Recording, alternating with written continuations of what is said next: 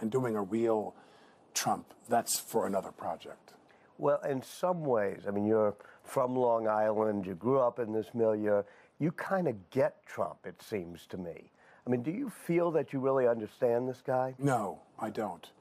I mean, I've said this before. For my podcast, I hosted an episode that we did with Michael Wolff, and it was at the crest of that Fire and Fury release of his book.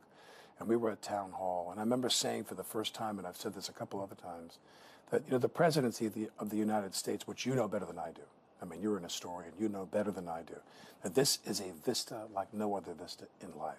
Mm-hmm. You have a job in which you see the kind of panoply of life, good and bad, what people are doing, including our own country, around the world, good and bad. And you meet the creme de la creme of society, thinkers, athletes, artists, military men and women. You have a chance to see the world in a way that everybody that's had the job, this seat has changed them, except Trump. Trump is the only man in American history that the presidency of the United States has had no effect on him whatsoever. It hasn't changed him. I thought he would change.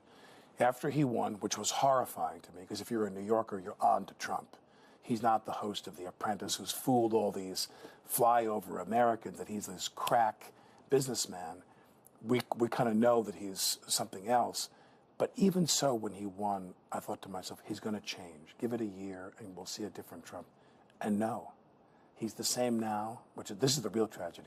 He's exactly the same today as he was back in November of 2016. You just talked about the flyover Americans, though. I mean, you must understand the resentment a lot of people feel in this country that leads to a Donald Trump. Well, when I say flyover Americans, I mean that's a show business term in terms of demographics, and I don't mean that with any in any pejorative sense. I mean, I live in a world where nobody watched The Apprentice. Mm-hmm. Nobody I know in the world I live in New York or L.A. or in the world I live in watched The Apprentice. Mm-hmm. The Apprentice was a tedious, kind of silly show that was on the air. That was a triumph for them and for Burnett and all those people. They made a lot of money. But the idea that you'd show an edited version of this kind of hyper-stylized reality show and say that that's who that guy is, this is acting. There was an article, which I'm sure you saw, that Larissa McFarquhar wrote in the New Yorker, all about Kentucky, and I think it was Kentucky or West Virginia, where she went down there. And that's what they were saying. They were saying, we don't necessarily support Trump or admire Trump, but we know how much you hate him. Right. Elites, Northeastern elites in their mind. And this is our chance to say, F you to the rest of the country, which I found numbing.